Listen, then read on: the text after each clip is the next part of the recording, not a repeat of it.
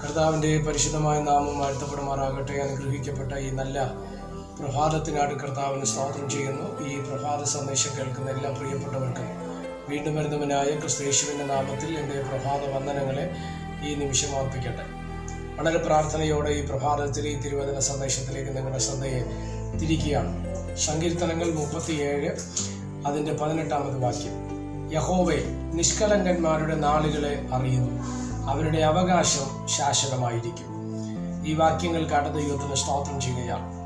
പലപ്പോഴും നമ്മുടെ ഇന്നത്തെ ലോകത്ത്, ഇന്നത്തെ കാലത്ത്, ഇന്നത്തെ ആത്മീയ സമൂഹത്തിനിടയിൽ വിശുദ്ധിയോടെ, ദൈവകൃപയോടെ, ദൈവത്തിൻ്റെ മുൻപാകെ വിശ്വസ്തയോട് മനുഷ്യൻ്റെ മുൻപാകെ ആവുന്നിടത്തോളം ക്രമീകരിച്ച് വിശുദ്ധ ജീവിതം നയിക്കുന്ന അനേക ദൈവമക്കളെ നമുക്ക് കാണുവാൻ തക്കവണ്ണം കഴിയും.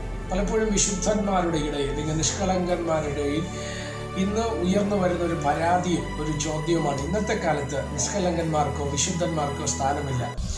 അല്പം തന്ത്രവും അല്പം ഷോർട്ട് കട്ടിലൂടെ യാത്ര ചെയ്യാനുള്ള ആ ഒരു ബുദ്ധിയൊക്കെ ഉണ്ടെങ്കിൽ ഇന്ന് രക്ഷപ്പെട്ടു പോകാം എന്ന് ചിന്തിക്കുന്ന, പറയുന്ന അനേകരും നമുക്ക് കാണുവാൻ കഴിയുന്നു. അല്ലെങ്കിൽ വിശുദ്ധൻ ഇന്ന് ലോകത്ത് സ്ഥാനമില്ല.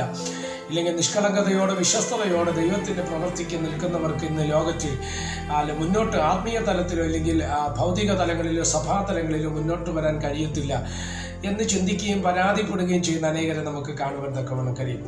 ദൈവമക്കളായ നിങ്ങളോട് ഞാൻ ഈ പ്രഭാതത്തിൽ ഈ സന്ദേശത്തിലൂടെ കൈമാറട്ടെ. ഈ ലോകത്തിൽ അതിന് സ്ഥാനമില്ല എന്നുള്ളത് സത്യമാണെങ്കിലും ദൈവത്തിന് മുമ്പേ അവർക്കാണ് ഏറ്റവും വിലയേറിയത് എന്ന് നമുക്ക് കാണുവാൻ തക്കവണ്ണം കഴിയും. ഇന്ന് നമ്മുടെ പ്രസ്ഥാനങ്ങളിലോ ഇല്ലെങ്കിൽ ആത്മീയ സമൂഹത്തിനിടയിലോ ഇല്ലെങ്കിൽ സഭാതലങ്ങളിലോ സംഘടനാ തലങ്ങളിലോ ഒക്കെ അങ്ങനെയുള്ളവർക്ക് ഒരുപക്ഷെ നുഴഞ്ഞു കയറാൻ കഴിയുമായിരിക്കാം. അങ്ങനെയുള്ളവർക്ക് സ്ഥാനം കിട്ടുമായിരിക്കാം. പക്ഷേ ദൈവം ഒരാളിന് വേണ്ടി ഒരുക്കുന്ന നന്മകൾ, ദൈവം ഒരാളിന് വേണ്ടി ഒരുക്കുന്ന സ്ഥാനങ്ങൾ, അത് ലോകത്തിലെ ഒരു ശക്തിക്കും തടുക്കുവാൻ തക്കവണ്ണം കഴിയത്തില്ല എന്നുള്ളത് വ്യക്തമാണ്. അതുകൊണ്ട് ഈ സന്ദേശം നിങ്ങൾ കേൾക്കുമ്പോൾ ഈ വാക്യത്തിൻ്റെ അർത്ഥം നിങ്ങൾ തിരിച്ചറിയുക. നിഷ്കളങ്കന്മാരുടെ നാളുകളെ ദൈവം എന്ത് ചെയ്യുന്നു? അറിയുന്നു. സ്തോത്രം. അപ്പോൾ എന്താ അതിൻ്റെ അർത്ഥം? ലോകത്തിൽ നിഷ്കളങ്കതയോടെ നിൽക്കുന്നവരുണ്ട്, അല്ലേ? ദൈവത്തിൻ്റെ മുമ്പാകെ നിഷ്കളങ്കതയോടെ നിൽക്കുന്നവരുണ്ട്. യേശു കർത്താവ് തന്നെ തന്റെ ശിഷ്യന്മാരോടും പുരുഷാരത്തോടുമായി പറഞ്ഞൊരു വാചകമുണ്ട്: നിങ്ങൾ പാമ്പിനെ പോലെ ബുദ്ധിയുള്ളവരും പ്രാവിനെ പോലെ കളങ്കമില്ലാത്തവരും ആയിരിക്കും. പാമ്പിനെ പോലെ ബുദ്ധി നമുക്ക് ആവശ്യമാണ്, അപ്പോൾ തന്നെ പ്രാവിനെ പോലെ നിഷ്കളങ്കരായിരിക്കണം എന്ന് തിരുവചനം പറയുന്നു. അത് തന്നെയാണ് ദാവീദ് സങ്കീർത്തനത്തിൽ 37 സങ്കീർത്തനത്തിൽ പറഞ്ഞു വെച്ചത്. നിഷ്കളങ്കന്മാരുടെ നാളുകളെ അവൻ അറിയുന്നു. ആര്? ദൈവം അറിയുന്നു. നിഷ്കളങ്കതയോടെയാണ് നിൽക്കുന്നതെങ്കിൽ ഒരുപക്ഷെ നമുക്കിവിടെ പലരുടെയും മുമ്പിൽ സ്തോത്രം പലതും പറഞ്ഞ് നമുക്ക് മനസ്സിലാക്കുവാൻ തക്കവണ്ണം കഴിഞ്ഞില്ലെന്ന് വരും, അല്ലേ? പലപ്പോഴും നമ്മുടെ പുറമെയുള്ള രൂപങ്ങളോ ഭാവങ്ങളോ സംസാരങ്ങളോ ഇടപെടലുകളോ ഒക്കെ ആയിരിക്കും മറ്റുള്ളവർ നമ്മെ വിലയിരുത്തുന്നത്. ദൈവം ഒരിക്കലും അങ്ങനെ അല്ല. അപ്പം അത് നമ്മൾ ശ്രദ്ധിക്കപ്പെടേണ്ട ഒരു കാര്യമാണ്. അതുപോലെ മറ്റുള്ളവരുടെ മുമ്പേ നമ്മുടെ ജീവിതത്തെ ബോധ്യമാക്കുവാൻ ഒരുപക്ഷെ നമുക്ക് കഴിഞ്ഞില്ലെന്ന് വരും. അത് പരാജയപ്പെട്ടു പോകാൻ സാധ്യതയുണ്ട്. പക്ഷെ അപ്പോഴും സത്യം ഇല്ലെങ്കിൽ നിഷ്കളങ്കത ഇല്ലെങ്കിൽ വിശ്വസ്തത ഒരുപക്ഷെ ഒരു കാലഘട്ടത്തേക്ക് ഇല്ലെങ്കിൽ ഒരു വർഷത്തേക്ക് അല്ലെങ്കിൽ ഒരു ചില മാസങ്ങൾക്കേക്കോ ഇല്ലെങ്കിൽ ഒരു ചില കാലങ്ങൾക്ക് വേണ്ടിയോ അതൊരു പക്ഷെ മറഞ്ഞു വന്നിരിക്കും. പക്ഷേ സത്യത്തിന് ഒരു പ്രത്യേകതയുണ്ട്. ഇന്നല്ലെങ്കിൽ നാളെ അത് മറന്നേക്ക് പുറത്തു വരും. അതാണ് ദൈവനീതിയും എന്ന് പറയുന്നത്, അല്ലേ?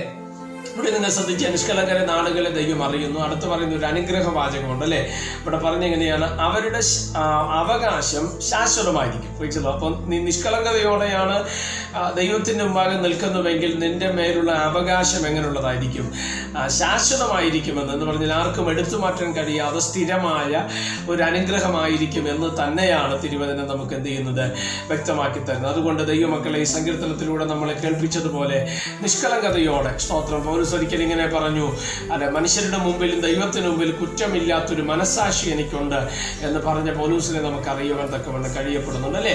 അങ്ങനെയെങ്കിൽ നമ്മുടെ ജീവിതത്തിനകത്ത് നിഷ്കളങ്കതയോടെ നമ്മൾ നിന്നാൽ ദൈവത്തിൻ്റെ ഒരു പ്രതിഫലം, ദൈവത്തിൻ്റെ ഒരു നന്മ, ദൈവത്തിൻ്റെ ഒരു വിടുതൽ നമ്മുടെ ജീവിതത്തിനകത്ത് നിശ്ചയമായിട്ട് വെളിപ്പെട്ട് വരുവാൻ തക്കവണ്ണം ഇടവരും. സ്വർഗം അതിനായിട്ട് നമ്മളെ സഹായിക്കട്ടെ. പ്രാർത്ഥിക്കാം. പരിശുദ്ധനായ ദൈവമേ, സ്വർഗീയ നല്ല പിതാവേ, സന്ദേശത്തിനായിട്ട് നന്ദിയോടെ കർത്താവിന് സ്തോത്രം ചെയ്യുന്ന ഈ സന്ദേശം കേൾക്കുന്ന എല്ലാ പ്രിയപ്പെട്ടവരെ തൃക്കരങ്ങൾ തരികയാണ്. അവിടെ നിന്ന് ചെറുകടയിൽ മറയ്ക്കണമേ. കൃപ കൂടെ ഇരുന്നാണ് ബലപ്പെടുത്തുകയാണ്. മഹത്വം അങ്ങേക്ക്. യേശു കർത്താവിന്റെ നാമത്തിൽ പ്രാർത്ഥനകളെ കേൾക്കണം. സ്വർഗീയ നല്ല പിതാവേ, ആമേൻ. എല്ലാവരെയും ദൈവം അനുഗ്രഹിക്കട്ടെ. God bless you.